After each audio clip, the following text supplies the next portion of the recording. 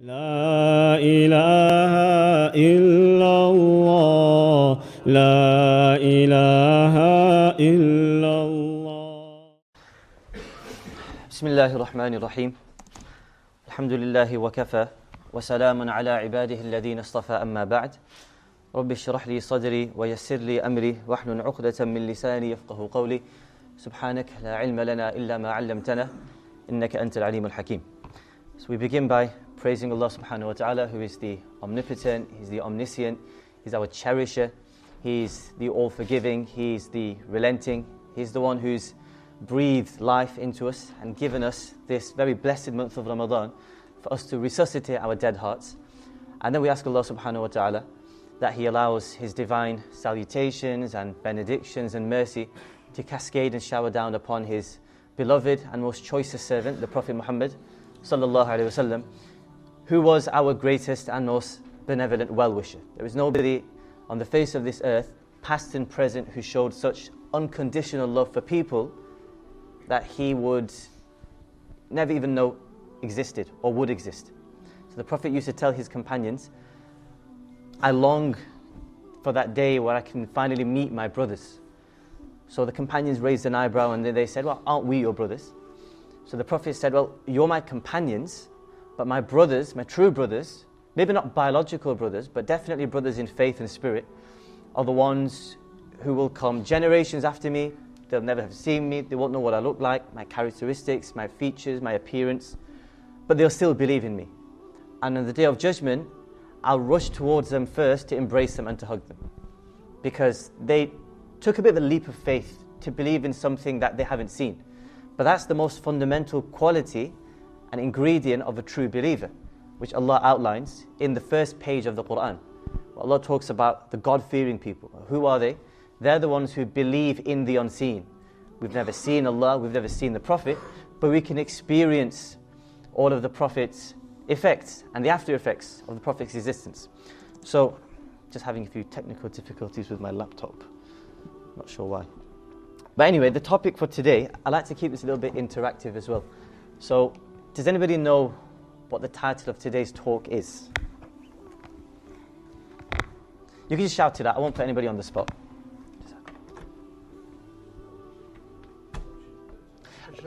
Deception of Dajjal, but if you looked at the poster, then I specifically curated the title. There was a bit of alliteration there. Doing something to Dajjal's deception. Decoding, that's a really important word. Thank you, brother. Decoding is the word that you need to really keep in your mind. I can see we've got a lot of young people here today. I think the first thing we need to address is Dajjal, jinns, the end of times, eschatology as it's called. People approach it with a bit of, let's say, romanticism, as if you're going to get a paranormal, supernatural story plucked out from some sci-fi blockbuster in Hollywood. It might be a little bit like that, but we want to just quickly gloss over that, and we want to get to what's really important, the true substance, the kernel of Dajjal's whole theme for us and the whole discourse. So the first thing is decoding, right? So I said a word, eschatology. Eschatology means whatever's going to happen at the end of times. So before the whole world ends and before the whole universe implodes, a sequence of events will be triggered. And Allah talks about this sequence of events in the Quran. And He says, when all of these occurrences have been set into motion, then faith won't be of any benefit. Faith will not avail anyone. Meaning, these are massive, huge events of ginormous proportions. Once they happen, then it's as if the curtain which veils you from the hereafter and the unseen world has now been lifted. So once you see these magnificent things happening, unfolding before your very eyes, then no doubt will remain that there is a God and there is a hereafter and there's more to life than just what we can perceive and what our senses can pick up. But it's too late then. It's like the Pharaoh. He had ample opportunities to believe, and then when he's drowning and he sees all of his life flash before him and reality is presented before him, then he actually said, I want to believe. The Pharaoh, when he was drowning in the Red Sea, or the river Nile, depending on which interpretation you take, he said, I want to believe. But Allah said, Al-an, it's too late now, time's gone. There's a window of opportunity. When that window of opportunity lapses, then time's up.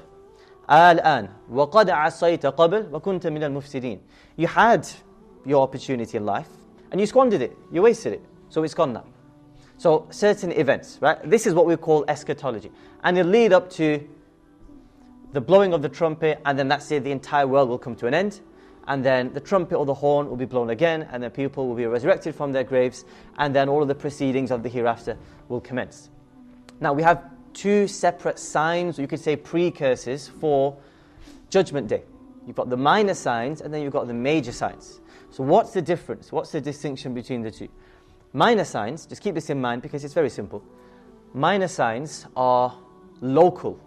They're not ubiquitous and they're not universal.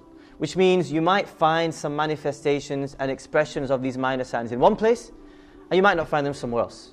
And you might find them in one era, then you might have a gap, and then you might not find them again. So they might reoccur, they might pop up here and there. For example, disobedience to parents. This is a minor sign. Now some cultures, not an issue. Other cultures, especially in the West here, it's a rampant problem. Another problem, another minor sign, is the proliferation of music and musical instruments. Some cultures you'll have it, some geographical regions you won't have it. So this is a minor sign.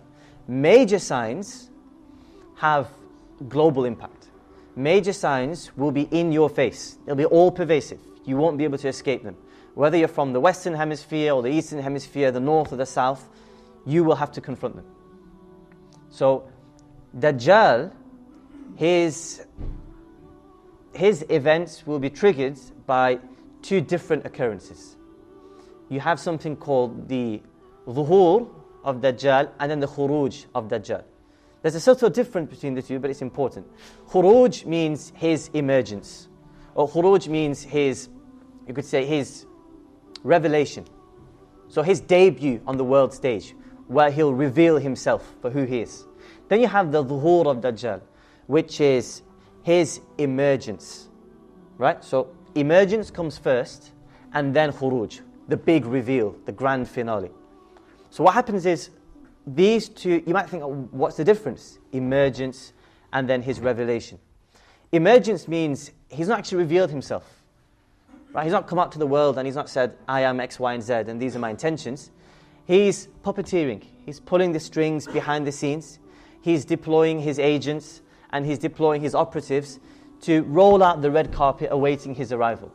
And then his arrival is when the limousine pulls up, and then his operatives will open up the car door and he'll make himself known to the world. So currently scholars have said we're living in the Zuhur period, right? So Dajjal's influences and his machinations and his plots and planning, they've become manifest to the world, right? So Dajjali is a word I'm gonna try to avoid, but it just means anything to do with Dajjal, right? So Dajjal's world order has already been set into motion. The engine's been kick-started, but Dajjal hasn't made that grand reveal just yet. So that's important to understand. Another disclaimer that I need to add is, a lot of the times when people talk about Dajjal, the Antichrist, or the false Messiah, then these discourses usually borderline with conspiracy theories. Let's just put it like that. And the problem with conspiracy theories is they're always changing. There's no level of stability. So one day you could say the world's going to end in 2012, and everybody's there looking at the clock, waiting, and then 2012 comes around, and everybody's still there, and now you've got pie on your face. Now you look like a fool. You made a laughingstock of yourself. But the problem is now, you've attributed all of your conspiracy theories and your future projections to the religion of Islam. So you're bringing the religion into disrepute. So if you're going to give an interpretation, then you attribute it to yourself and say, this is from me. If anything good comes out of it, then it's from Allah. And if it goes awry, then it's from myself. Now the reason why, again, I've used the word decoding is because if you look at the traditions and narrations and statements of the Prophet ﷺ to do with Dajjal, they can be quite perplexing. I want to say contradictory, but they're really, really bizarre. And that's a unique feature about all the prophets' prophecies and prognostications about the end of times. They're really, really open-ended. They're quite vague sometimes, quite ambiguous, quite abstruse. And there's a reason for that. Because the Prophet didn't want to make them so rigid and so clear-cut that there's only one interpretation and every single era would have to interpret it in that one specific way. The Prophet's left enough legroom, enough room for you to maneuver depending on your own contemporary circumstances. So look at all the narrations about Dajjal. Scholars 15 years ago would have interpreted all of those narrations based on their own circumstances. Scholars 100 years ago would have given different interpretations, and they would have made sense for their space and time. So they're quite malleable. So depending on the era that you live in, and depending on known truths of the world, they could apply, and then maybe they could change a little bit. So that's why we're going to use the word decoding. So what we're going to do is, we've got maybe around half an hour-ish. We're going to maybe just divide the lecture into two portions. One is to do with Dajjal himself, and then the other is to do with the mission and the religion of Dajjal. Because Dajjal will come with a package. So what is Dajjal's package? Now people are always interested in who is Dajjal, and where is he going to come from, and what does he look like, what are his appearances. That's fine, right? That's just our natural inquisitive nature as human beings, to want to know minor details. But what's more important for us is to be able to identify signs of Dajjal, and then to equip ourselves with sort of countermeasures we can use against Dajjal. So number one is Dajjal a person, or is Dajjal an organization, or is Dajjal an institution or an underground movement? You'll find a whole array of opinions out there. I've come across people who've said Dajjal is just America. America is just Dajjal. The entire country is just Dajjal. And then you've got people who've said, well, the organization of the Freemasons is Dajjal. The problem with interpretations like these is they're too absolute. You can't say with absolute certainty Dajjal is an organization. Then you had scholars in the past, in the last 100 years, and because the statements of the Prophet about Dajjal can be a little labyrinthine, a bit like a maze sometimes to navigate, they've just said, you know what, Dajjal doesn't exist. It's just all symbolism. It's just all metaphorical speech and figures of speech. Scholars like Rashid Ridha and Muhammad Abdu from Egypt. We're going to toe the middle line, right, which is Dajjal is an actual person. The way the prophets described Dajjal with such vivid imagery, you'd think if you see Dajjal today, then you'd be able to recognize him. You probably would be able to. But at the same time, that doesn't preclude Dajjal being at the head or at the helm of an organization, or Dajjal having operatives or agents to carry out the legwork on his behalf. So we can reconcile both, right? Then you could probably understand, right, why people have said America is Dajjal. I remember the first time I went to America, you've got a dollar bill in front of you. The dollar bill has what they call the devil's pyramid on it, and then it's got the one eye in the middle. And everybody said, well, the Dajjal has one eye, American $1 note has one eye, so instant connection, Dajjal is American. What we can say is, the current trajectory of the West, and Western civilization, and Western ethics, and Western morality, represent the pinnacle of Dajjal's mission, right? So whatever Dajjal represents, you can find this instantiation in the West.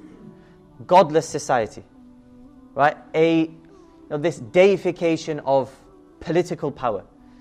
You have a complete detachment of religion and everything else. Religion has been privatized. It's just a private affair, confine it to your house, that's it.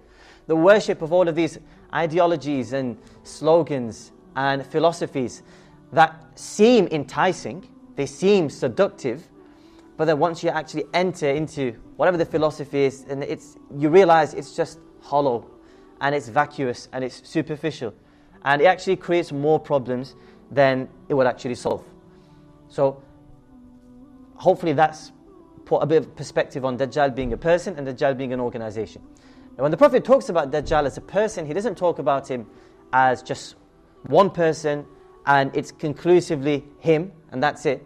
Again, this is where we encounter the next layer of complexity, which is the Prophet talked about Dajjal as two separate people, actually. There's a figure you really need to keep in mind. His name is Ibn Sayyad. Say that with me, Ibn Sayyad. Good, Ibn Sayyad. The figure of Ibn Sayyad. And then you have the figure of the beast of Tamim al-Dari, radiallahu anhu. So, two separate figures, two separate people, and they're both cast as Dajjal. Let's look at Ibn Sayyad first. Ibn Sayyad was a young child at the time of the Prophet sallallahu alaihi wasallam. And in all likelihood, he was from the Ansar. He was a native of Medina. And he was probably around 11 to 12 years old when the Prophet migrated. So he was a young lad. Now the Prophet used to describe Dajjal. Let me give you a description. The Prophet used to say, this is a vivid description of Dajjal. It couldn't get any clearer than this. The Prophet used to say, Dajjal has sort of a reddish complexion, right? So he's not pale white, he's not flush red, sort of in between. And he's not got straight flowing locks, he's got curly hair. He's got a broad chest, and he's got wide shoulders, and his facial features are quite abnormal. So he has defective vision in both eyes. One eye is completely obliterated, completely effaced, meaning blind.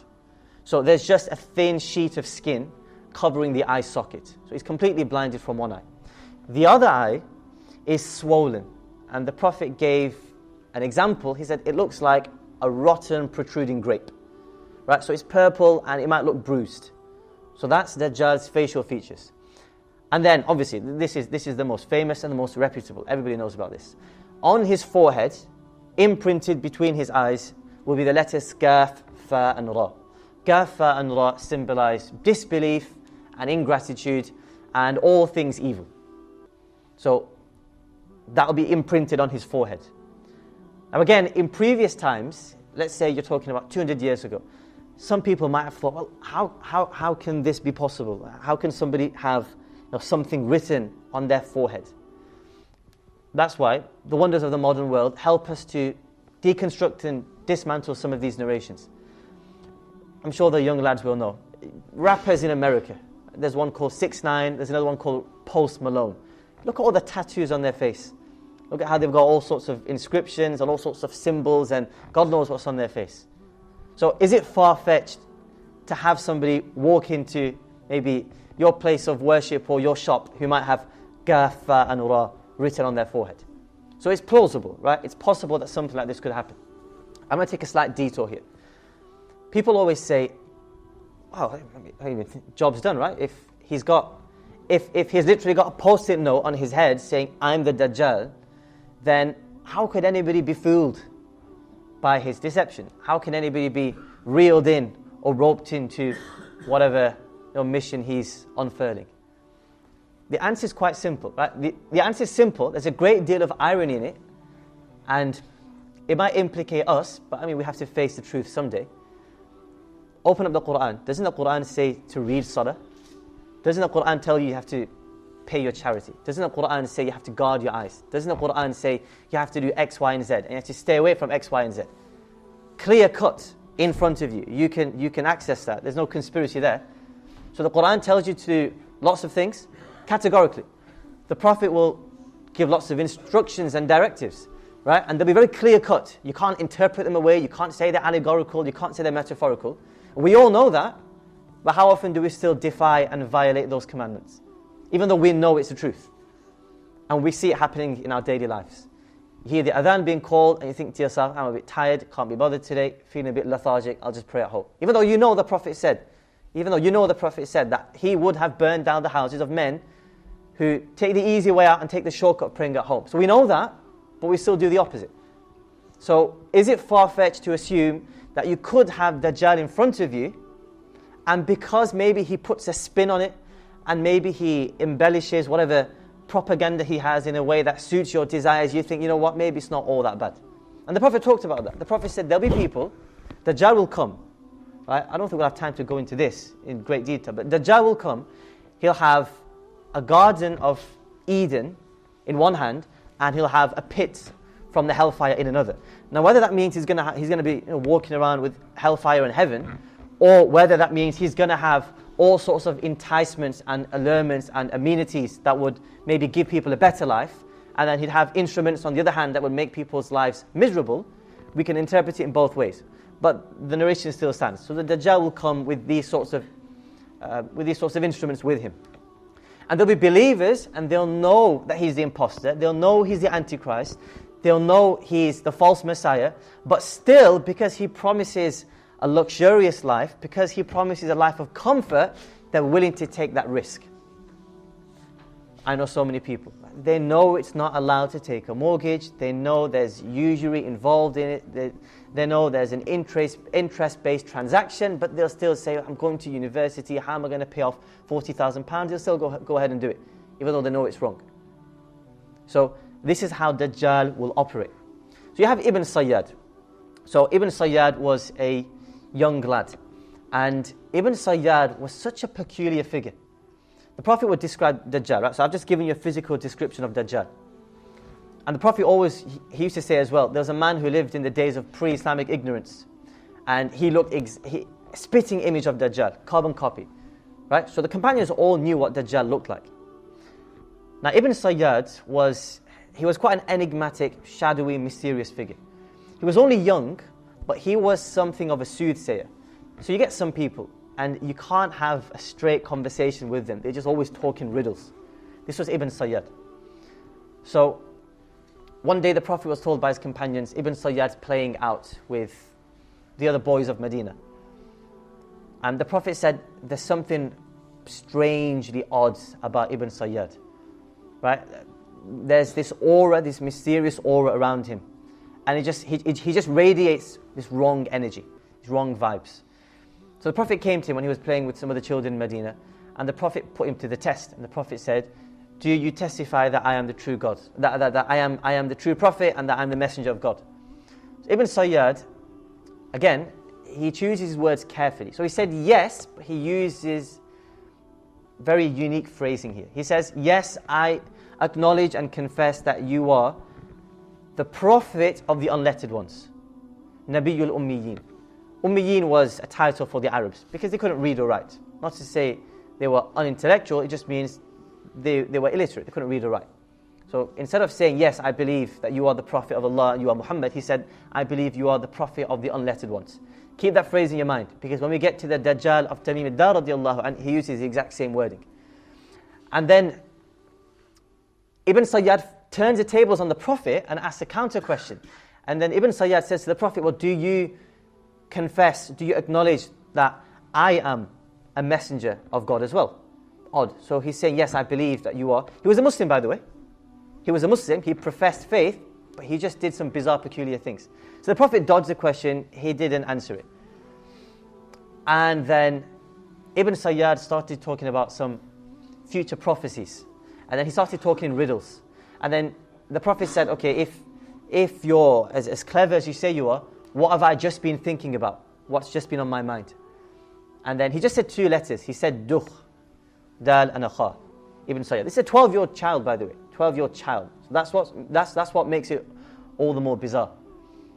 And the Prophet walked away. When he was asked afterwards, the Prophet said, I was just pondering over a verse of the Quran that had the word Dukhan in it. Dukhan means smoke. And Ibn Sayyad gave me the first two letters of the word Dukhan, Dal and Kha.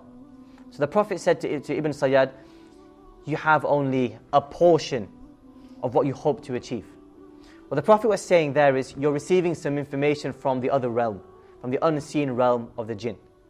So jinns, they transport little tidbits of information from the realm of the angels to our realm. So they're sort of like couriers, but they're bad couriers because they only bring half a message sometime, and they'll bring, they sort of steal information from the heavens like contraband, and they try and smuggle it into this world. So when you see people, soothsayers and fortune tellers with their crystal globes, right, they might, they'll sprinkle some truth somewhere, right, and that truth will come from the jinns. Allah talks about it in the Quran. And when you see a shooting star, then those are projectiles that are coming from the heavens, like built-in defense mechanisms for the angels to ward off any of these eavesdropping jinns who are trying to bring information down. So what the Prophet was saying there is Ibn Sayyad has some sort of a connection with the other realm of the jinns. But he doesn't have full connectivity. He's not on 5G or 4G, maybe on 1G or 2G. So he's only getting bits of information. Then Ibn Sayyad was lying down in his mother's garden. And the companions were always a little bit suspicious of Ibn Sayyad because the Prophet said, watch out, there's some connection between him and Dajjal. So the Prophet was lurking in the bushes, he was camouflaged, and he was waiting to see what Ibn Sayyad would say loudly. He was murmuring something, he was muttering something under his breath. And they were just about, the golden moment where he was about to reveal some information, divulge some secrets, and then Ibn Sayyad's mother spots the Prophet, and she says to Ibn Sayyad, the Prophet's lurking around, the Prophet's waiting around, so come back inside. So Ibn Sayyad goes back in. And then the Prophet ﷺ, on another occasion, he's sitting with the companions, and he says Ibn Sayyad is just a mysterious figure. He's a bit of a soothsayer. Sometimes he says things that are true, sometimes he says things that are sort of enigmatic, so a bit mysterious. So you sort of have to ask him, can you repeat that again? And then process it, and then you think it's just gobbledygook. But then something dawns on you later on. So Ibn Sayyad, he ended up having a child. Even though the Prophet ﷺ said one of the signs of Dajjal is he's impotent, so he can't have children. Whereas Ibn Sayyad did have a child. Right? So that brings up sort of doubts and aspersions on whether Ibn Sayyad is actually Dajjal or not, but we'll reconcile those at the end. So Ibn Sayyad had a child. Chalk and cheese. Ibn Sayyad and his son couldn't have been more apart and more different. Later scholars of hadith have praised Ibn Sayyad's son as a pillar of the early narration of hadith. He was a man with integrity, he was upright, he had probity. Imam Malik even took hadith from Ibn Sayyad's son. I think his name was Ummara. So scholars pay a glowing tribute to him. So that was his son. But Ibn Sayyad always aroused suspicion from the fellow companions. Now sometimes you feel sorry for Ibn Sayyad, and it was Abu Sa'id Khudri radiyallahu anhu. And his encounter with Ibn Sayyad is just perplexing. So this was after the Prophet passed away. And Ibn Sayyad was coming back from Mecca on his way to Medina with a caravan of pilgrims. Now again, Ibn Sayyad will actually clear up these doubts, but then he'll just make things more confusing himself. So they stopped at a way station in between Mecca and Medina, and then the travellers all alighted and they all dispersed and they went in their own directions to relieve themselves or to take shade somewhere. And you can imagine you're at school and it's lunchtime and your classes come out and all of your friends have gone off in different directions, and you're just stuck with the one weird creepy kid. And you just have to sit in a corner with him for the rest of lunchtime. So Abu Sa'id was Khudri, famous companion. He was waiting there. All of his companions had dispersed. He'd lost his crowd, and he looks beside him, and Ibn Sayyad's there. And you can imagine he must have face-palmed inside, thinking, I'm going to have to spend the break and the interim with him. Right? So, begrudgingly, he accompanies Ibn Sayyad. And Ibn Sayyad says, there's a tree over there, let's put our belongings there. So, Abu Sa'id puts his belongings down, and then Ibn Sayyad puts his belongings next to him. So Abu Sa'id knows I'm going to have to spend the break with him now. So Ibn Sayyad says, let's take our luggage and let's put it next to a tree in the shade. So they take it in the shade. And then Ibn Sayyad, he sees some goats in the distance, so he wanders off and he milks the goats and he comes back with some milk. So Ibn Sayyad said, here, drink some milk because it's a hot day today. Abu Sa'id was parched, thirsty, but he was just a little bit suspicious. Has he spiked the drink or has he done something to it? I don't feel comfortable taking anything from Ibn Sayyad. So he just said, it's a hot day and you brought me hot milk. I'm not going to go down with my stomach, so I'll politely pass here. Ibn Sayyad said, right, fair enough, so he put it down. And then Ibn Sayyad could see that Abu Sa'id was a bit apprehensive. He was a bit fidgety, he was a bit agitated. So this is why you start to feel sorry for Ibn Sayyad, but then he just does a 180 turn and then you think, well, what even is he? So Ibn Sayyad said to Abu Sa'id, I know how you guys look at me. I know you look at me with askance and you look at me with a little bit of suspicion because of what the Prophet used to say. He said, look, didn't the Prophet, this is Ibn Sayyad telling Abu Sa'id, didn't the Prophet say that Dajjal won't be able to enter 4 different sanctuaries? Al-Masjid al-Haram, Al-Masjid al-Nabawi, Al-Masjid al-Aqsa, and Al-Masjid al-Tur, which is the region of the Sinai desert in Egypt. So didn't the Prophet say that Dajjal will be barred entry from these 3 locations? Where have I just come from? I've just come from Mecca. I was in Mecca, I performed all the rituals with you, and I'm accompanying you, so how can I be Dajjal? And I'm headed to Medina now.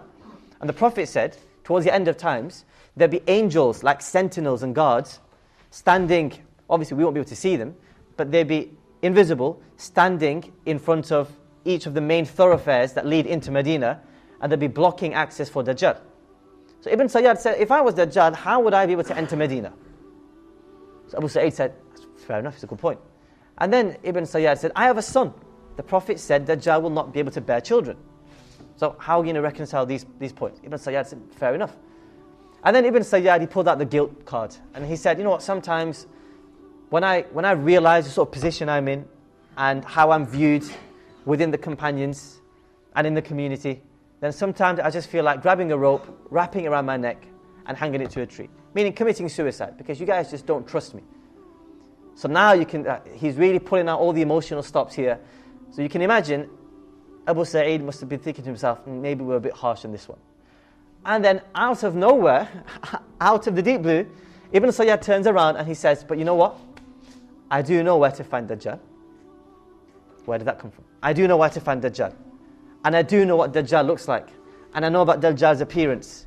Right? And then he said, you know, I know about Dajjal's parents as well. I know who his mum and dad are. So then another companion asked, this on a separate occasion, when Ibn Sayyad said this. Another companion asked, well, does that mean you are Dajjal then? Or does that mean that you have intimate familial relations with Dajjal?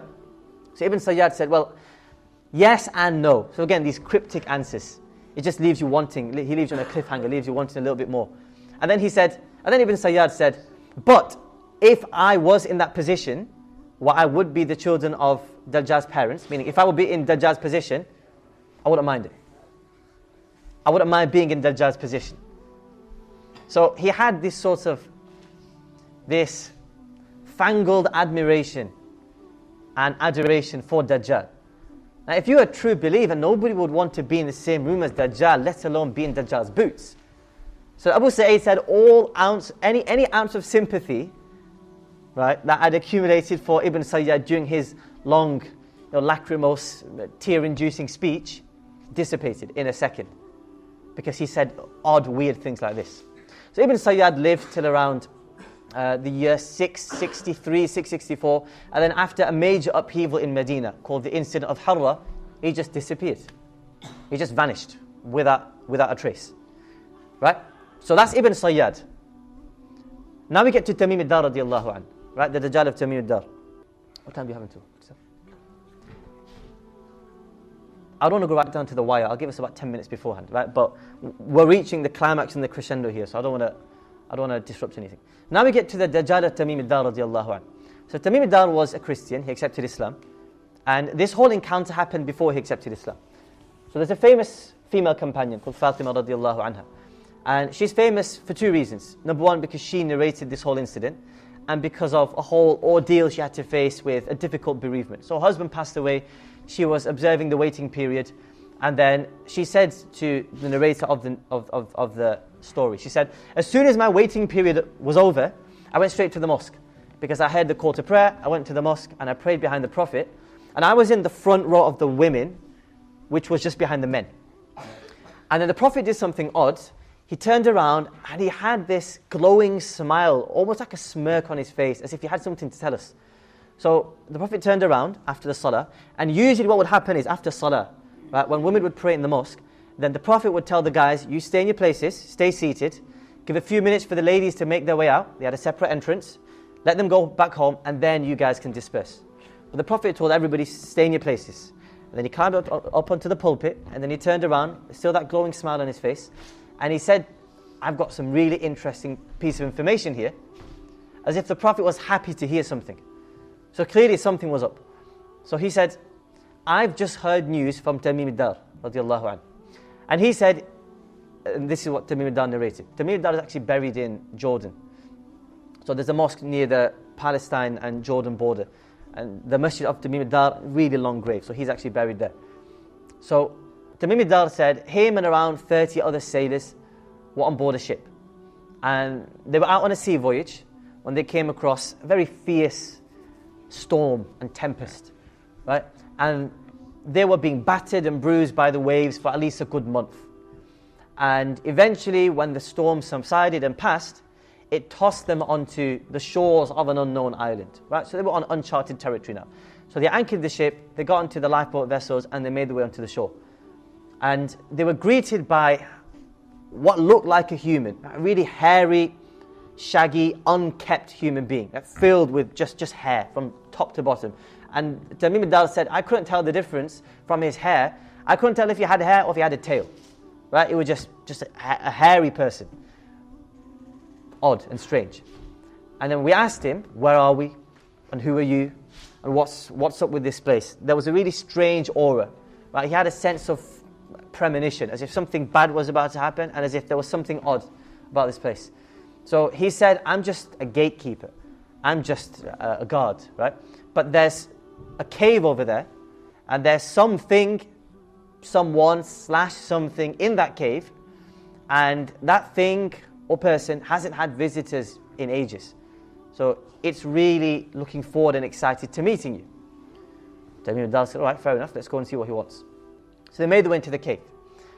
And when they went into the cave, they saw a towering, what looked like a human, a creature. Right? It was a human being, but brawny, built, muscular, towering physique. And it had a really harsh and ugly look about it. And it was shackled from head to toe in chains. Right? The arms of whatever this was, the arms were fettered to the neck. It had manacles and handcuffs all the way up, as if this was, some high-level security risk, and it was a prisoner that just had to be locked up, right? And it had just been sent out for solitary confinement on this island, as if it was, a threat. So started having a conversation. So Tamim Dar said, "Who are you?"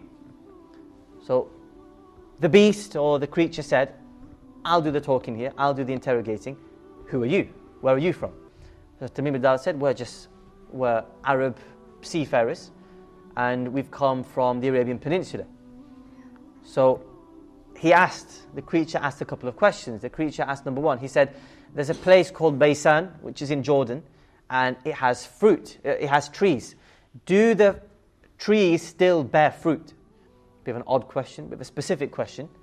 So Tamim Dar said, yes, the trees still bear fruit. Right, question number one done.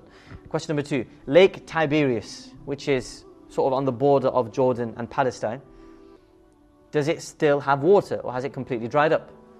So Tamim Dar said, no, it's still flowing and gushing with water, overflowing actually.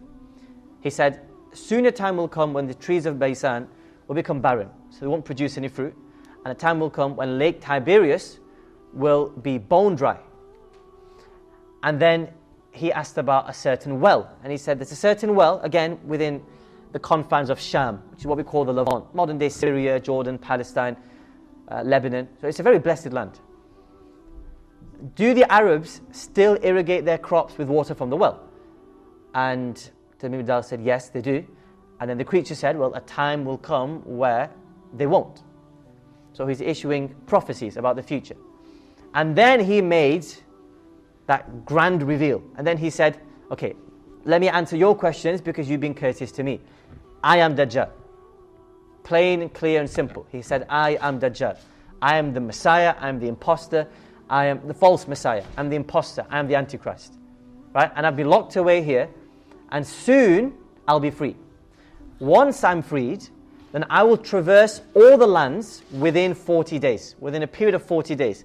And everybody will feel my wrath or my scourge. Everybody will be touched by my influence and impact. Everybody. Not a single locality in the world will be left unscathed for 40 days. That's what he said. And they spoke a little bit more at length, and to me that cut the conversation short, and then he came back. Right, so he left the cave, and they boarded their ships again, went back to the mothership, and they came back to Medina. And then he related all of this to the Prophet ﷺ. So the Prophet was happy because he said, look, everything I've been telling you guys, Tamim Dar has just validated it. Right? Tamim Dar has just put the stamp of authentication onto it. So now you guys can believe me. Not that the companions doubted the Prophet, but when you're talking about something which is so mysterious and something so cryptic like this, to have a little bit of validation goes a long way. At least you know that something will happen. And there is some truth to this. So these are the two separate figures of Dajjal that we encounter in prophetic literature. The Dajjal of Ibn Sayyad and the Dajjal of Tamim Dar, radiallahu anhu. So which one is the actual Dajjal? That takes us to a third narration, where the Prophet used to say, there will be 30 small Dajjals, and then 70 small Dajjals, and then you have the big Dajjal.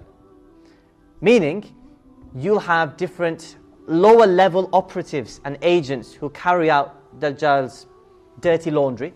So sort of like hatchet men for Dajjal. And then you have 30, right? So they'll carry out, cloak and dagger, clandestine, black ops works on behalf of Dajjal.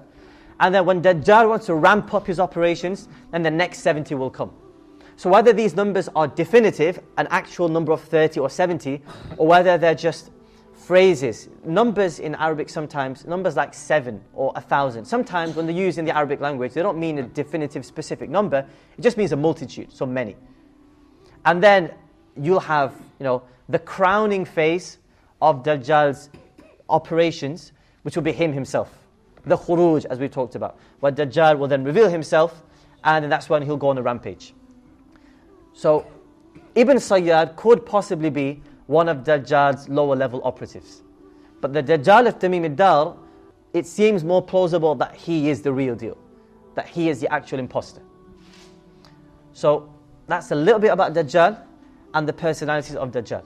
Now, what about Dajjal's operations and Dajjal's machinations and his plots and his plans? Because arguably that's more important for us to be aware of.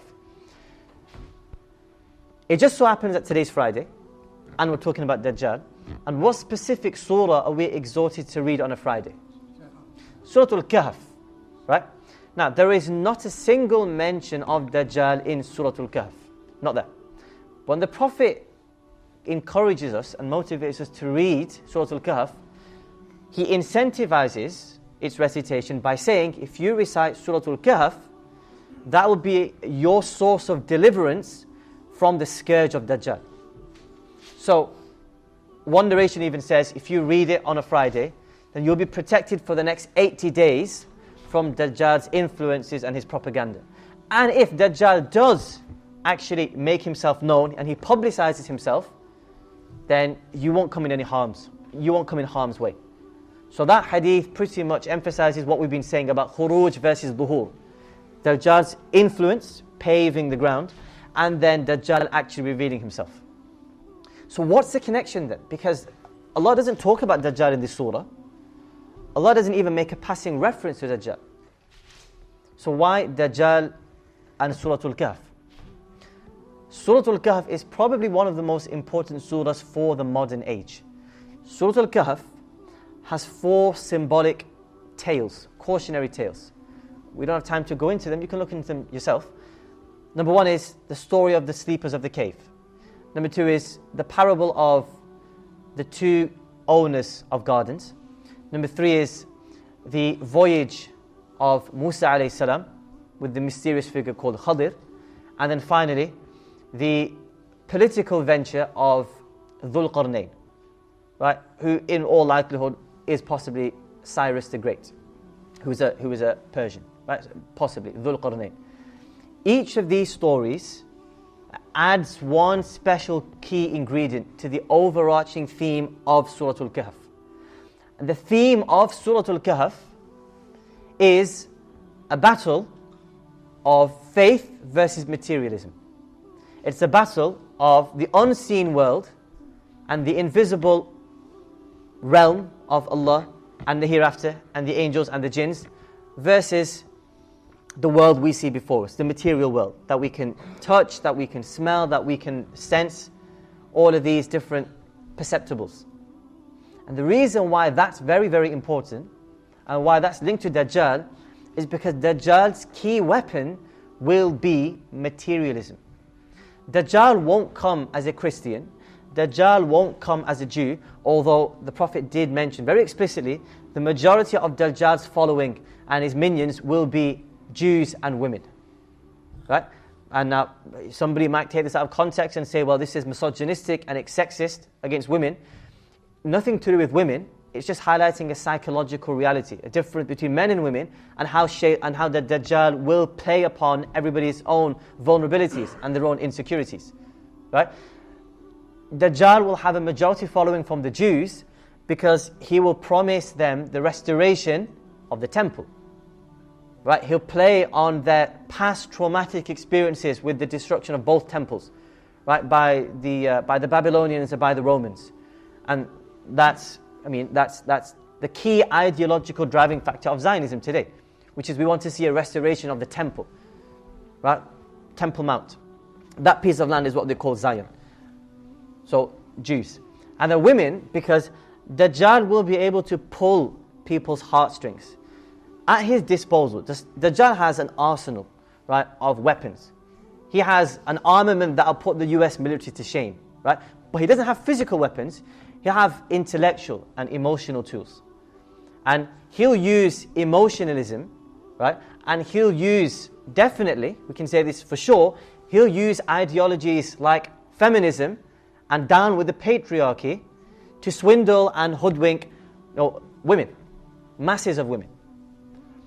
And the Prophet would even say, sallallahu alaihi wasallam, a time will come just before Dajjal publicizes and proclaims his mission. A time will come where a man will have to restrain his wife and his mum and his sister and his daughter and his auntie and all female members of his household, because they'll be attracted to the glowing lights of Dajjal's mission like moths drawn to a fire.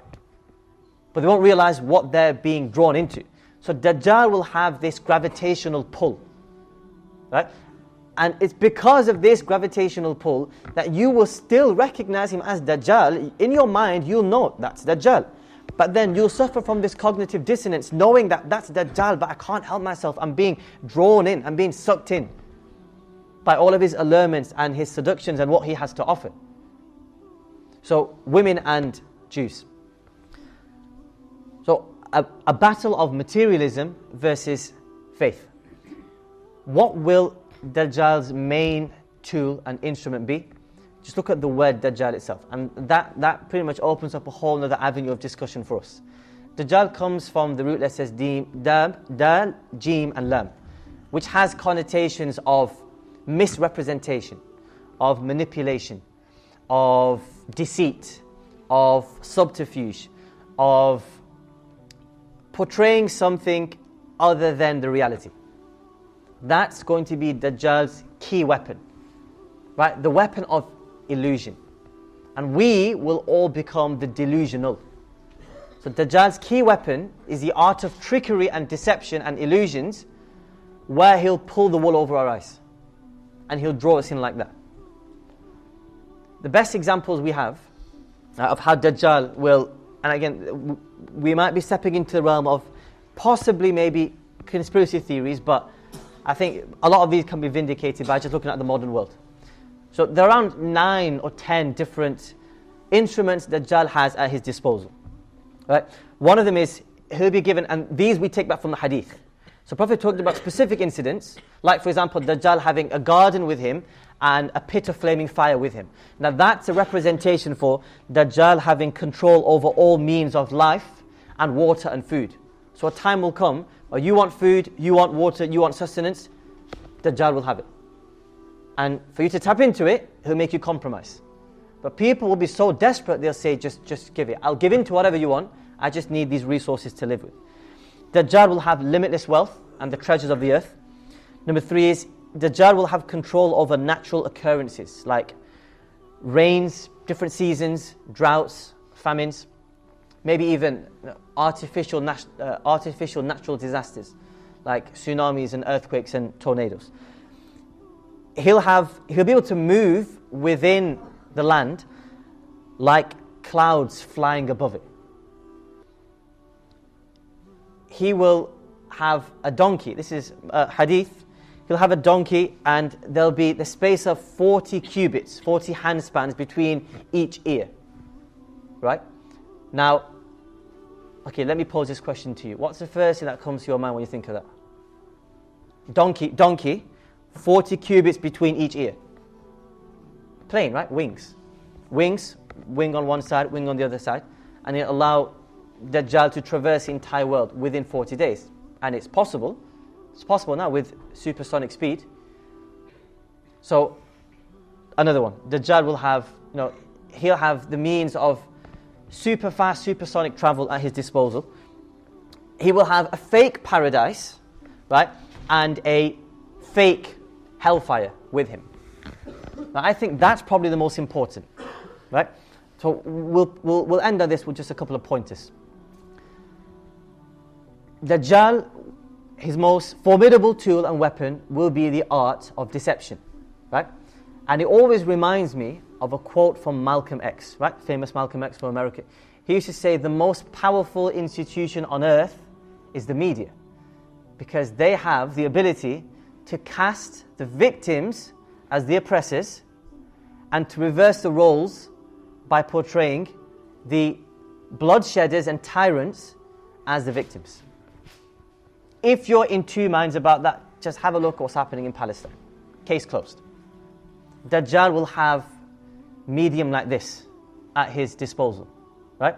So he'll be able to flip the tables, which is what Dajjal means, where he'll be able to present a really embellished and a luxurious, a tempting form of falsehood in front of you, and he would just have covered it with a shiny veneer.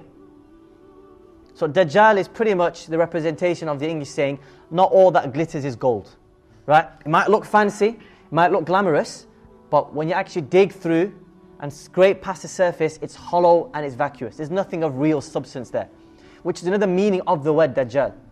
The Arabs used to use the word Dajjal for plating. So you might have somebody who works with metals, and he'll have a really worthless, valueless metal, a base metal, and he'll plate it, he'll cover it with a thin wrapping of gold or silver, and he'll try to sell it to his clients as a gold or silver product. So he's a fraudster, he's a scam artist, right? He's an imposter. He's trying to capitalize on your ignorance, and he's trying to capitalize on your thirst and craving for power and wealth by giving you a product that is the complete opposite of what it's marketed to be. So Dajjal will sell you a dream only to have you walk into a nightmare. Which is why the Prophet used to say, when Dajjal presents these two options, right, of paradise or hellfire, which we can interpret as a good life or a miserable life, anybody who says, I want a good life, and they walk into the garden, they'll be met with abject doom and misery. And they'll think to themselves, well, hang on a second, he's just promised me paradise and I've walked into hellfire. So Dajjal will say, the grass is greener on the other side. The reason is because he's fertilized that grass with dung and feces. Right? There's another phrase that goes with that saying. He's fertilized it with something else. And then when he presents a hellfire to you, this is a life of misery, a life of impoverished living, a life of seclusion, isolation. Nobody will want to be like you. The true believers will opt for that. And they'll walk into it, and then they'll be met with a slice of paradise. And then they'll remember the saying of the Prophet where he used to say, إِنَّ الْإِسْلَامَ بَدَأَ غَرِيبًا وَسَيَعُودُ غَرِيبًا فَطُوبَى لِلْغُرَبَاءِ. Islam started as something strange. Islam started as a social outcast. Islam started as a pariah where everybody used to think, what is this Islam? Believe in one God, monotheism. We don't want anything to do with that. We're just all about the tradition of our forefathers, paganism. And then Islam gained ascendancy, where Islam ruled over, Muslims ruled over. I'm a buff for history, right? So history is my sort of thing.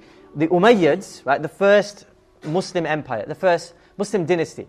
Right? Out of all the dynasties, the Umayyads, Abbasids, Ottomans, Seljuks, the Ayyubids, they ruled over the largest piece of landmass ever in Muslim history, right? And they ruled over around 12 million kilometers squared worth of land, stretching from Spain, even past the Pyrenees Mountains, southern France actually, all the way up until the borders of China.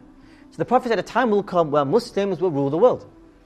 People will bow down to the Muslims. This was the period, what we call the high imperial caliphate, where even the Roman emperor would tremble in his boots at the mention of the Khalifa. And then the Prophet said, but the tables will turn, fortunes will be reversed, and then Muslim blood will be cheap. Look at it today. Right? I mean, we had a time where the Khalifa's name inspired awe and fear in people's hearts, and now the mention of a Muslim, and you think, Muslim blood? Right? It's not worth anything. People even have to ask, which Muslim blood are you talking about? What, the Uyghurs in the forced concentration camps in China, or you're talking about the Muslims in Palestine, or you're talking about that one big concentration camp in Gaza, or what about Kashmir, what about the Rohingyas? Where do we even begin? وَسَيَعُودُ غَرِيبًا. And Islam will then return to something that people will think about, what is it? It's just a bit odd. It doesn't belong in the modern world. It's a fossil, belongs in the past. And then the Prophet said, طُوبَى لِلْغُرَبَاءِ. As for those people who are seen as social outcasts, and you might be seen as the odd one out, like the Prophet said, you're holding on to a burning piece of coal, it might be very difficult for you to remain loyal and to uphold fidelity to your religion and to your tradition, but tuba lil ghuraba, glad tidings be upon you. You have my blessings. Right? These are the people that we need to be. And those are the circumstances Dajjal will try to engineer and craft. He wants to create a world where being a man of faith is seen as retrograde, is seen as something from the past. It's seen as Neolithic. It belongs in the Stone Age. There's no place for religion today. So it becomes increasingly difficult for you to practice your faith. And it becomes increasingly tempting and almost impossible for you to say no to the modern world. For you to say no to consumerism. For you to say no to feminism. For you to say no to liberalism. For you to say no to atheism. For you to say no to the sexual revolution. For you to say no to all of these ideologies and philosophies that are being crammed down your throat. But this is the reality about Dajjal's plans. A veneer of gold, when you walk into the house of atheism, then you're met with depression. There was a research study published within the last decade, right, which sampled, I think it was 17 to 34-year-olds, 17 to 24-year-olds across European countries, right? And I think 80% of them from the research sample, when they were asked, do you have any ambitions in life? 80% of them said no. I just don't know what I'm doing in life. Don't know where I've come from, don't know what I'm doing, don't know where I'm headed. I'm just wandering, aimlessly, right? Without any purpose in life. So you present somebody with religion and reason, rationale, they don't go together, right? Religion should have been taken down with the church long ago, right? With revolutions of democracy and with secularism, right? Put religion back into the put it back into the time capsule and bury it, because it doesn't belong there.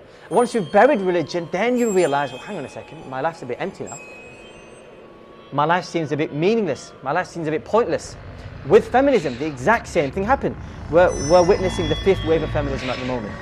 With feminism wave 1, it was all about the suffragettes, right? This is all part of Dajjal's plan, right? Everything is linked. This is all part of Dajjal's plan to create constrained circumstances for the believer, where you feel claustrophobic.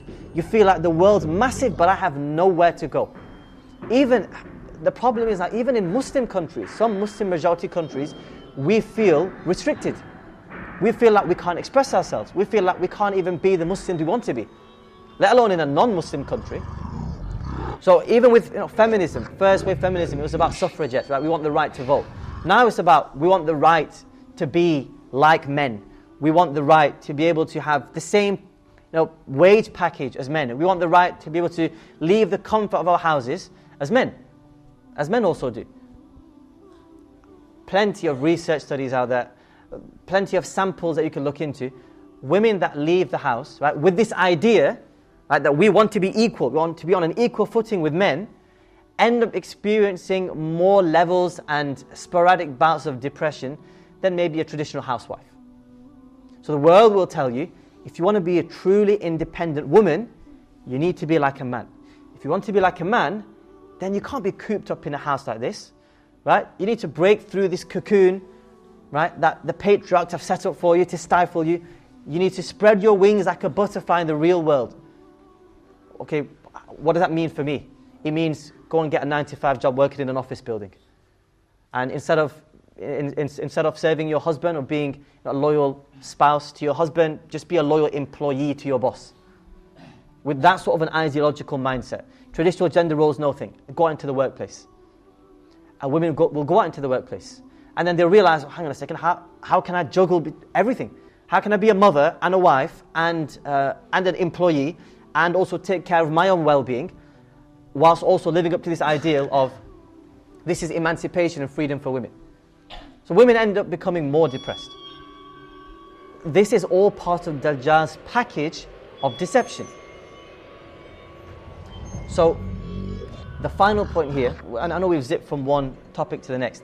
The final point here is, don't be led down a dark path with the whole discourse of Dajjal. So when we used to talk about it, you get two types of people, right? You get the young firebrands, and you get fiery, really energetic, vigorous young lads who'll say, I can't wait for Dajjal's era to come. Why is that? So that I can join the army of the Mahdi. So the Mahdi will come first, right? And then Dajjal will appear, and then Isa alayhi salam will come down. So the Mahdi is the hero, the protagonist, and then Dajjal's the antagonist, he's like the anti-hero, the villain, and then Isa alayhi salam will come in and he'll swoop in and save the day. So we know that we know where Dajjal will be slain, we know where Dajjal will be executed, we know where Dajjal and his army will face defeat. So we know everything. Again, you might think to yourself, well, I know Dajjal's going to lose, right? So what do I have to lose? Have a look at those hadith of the Prophet, right? The Prophet said, every single prophet that came before me emphatically warned his own companions and his own disciples about the severity and magnitude of Dajjal. So Adam alayhi salam talked about Dajjal, even though his people would never see Dajjal. Right? But they were that grief-stricken and awe-stricken by Dajjal, they just had to let people know, look, a guy will come called Dajjal. He will spread havoc. He will wreak mayhem in the world. Right? Just be glad that you won't be alive to see him, right? But just be aware that he exists. So did Sheeth alayhi salam and Nuh alayhi salam and Dawood alayhi salam, Sulaiman alayhi salam, every single prophet. All of them warned about Dajjal. And the prophets say, I have to now double down my efforts, right, in empowering you with tools to act as countermeasures, because you guys may well and truly face Dajjal. He will come within the last period, this last dispensation of human history. And then the Prophet outlined all of his different character traits and his appearance. So don't feel like I want to join the Mahdi's army and I'm going to be a valiant, gallant soldier. I'm going to be the one to slay Dajjal. I'm going to be there carrying the standard and flag of Isa alayhi salam. I'm going to be marching there, brothers in arms, comrades, because I'm telling you, it's not going to be as romantic as Hollywood might portray some movies or the Armageddon to be like. It's going to be brutal, it's going to be bloody, and you want to stay well away from that. I remember my teacher always used to say, you know, I pray that I don't reach the era of Dajjal. I hope that Allah takes my life well before Dajjal comes. Because it's not as easy as, we've already got a whole list. I can even paint a picture of Dajjal. It's not as easy as that, right? Because of what I've just told you. We know we have to read Salah, but how often do we just neglect it and brush it to one side? Dajjal will be even more convincing. Dajjal will be even more alluring. And then you get the other people, on the other hand, who will, and sometimes I've noticed this in speeches, right? Where we'll talk about, you know, the funny escapades and shenanigans of Ibn Sayyad at the start, and then later on when we talk about how Dajjal's reign of terror will be so brutal, then sort of a morbid expression grows on their faces and they become a little bit despondent, and this sort of attitude of doom and gloom just overtakes them. And then they think to themselves, and I've had people tell me this, I've had people tell me this, you know, by the way, we've read about Dajjal and heard about Dajjal, what's the point even doing anything? They become fatalistic. They become so pessimistic, they think, you know what, there's nothing I can do. How can I, like one person, face off against Dajjal? So I'm just going to wait for the Mahdi to come and he can do all the hard work. He can do all the legwork. I'm just going to do my own thing. I won't focus on bettering myself or ameliorating society or remedying societal ills. I'll just do my own thing. Who cares about the rest of the world? We need to strike a balance between these two extremes, right? Pray. The Prophet used to pray after every salah. Allahumma inni a'udhu bika min fitnati Dajjal. Oh Allah, distance me.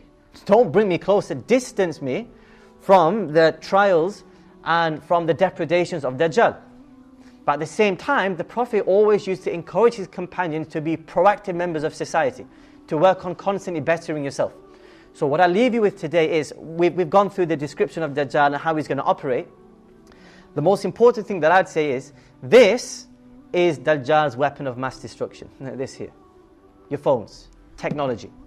Right? How can Dajjal, how can he spread his wings over the entire world in 40 days? Well, it's not far-fetched to have Dajjal project himself as a hologram to every single screen, every single technological device. I'm sure there are Hollywood movies where somebody takes over the world and they project themselves with an image on everybody's phones taken over, right? Robots take over the world and and they just propagate and convey one message. Right? Dajjal can do exactly the same. This, don't be deceived by this. This wastes your time. And that is one of the minor signs of the Day of Judgment.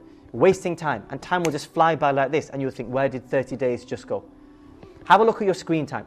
6 hours is the average every day. If it's 6 hours, if yours is 6 hours, you've got a serious problem. You're already falling into Dajjal's hands. You're falling straight into his arms. He's standing behind you. He's saying, fall into my arms. And we've failed the blind trust test. We're just falling right back into his arms, ready for him to embrace us. Right? So be careful about this. Limit it. Put it away. Only use it when necessary. And be wary of social media, the media, and the illusion of the world. Right? Stick to being an uncomplicated, simplistic person. Right? Don't be drawn in by all the glitz and glamour of the world. Because no matter how glittery and glamorous something might be, it can never truly match the substance of faith. Right? Which might seem a little bit boring sometimes, might seem a little bit too simple, right? But simplicity is the key to success. We ask Allah subhanahu wa ta'ala, He allows our brains to digest this information, and He allows us to take something back which is beneficial. Ameen. Jazakumullah.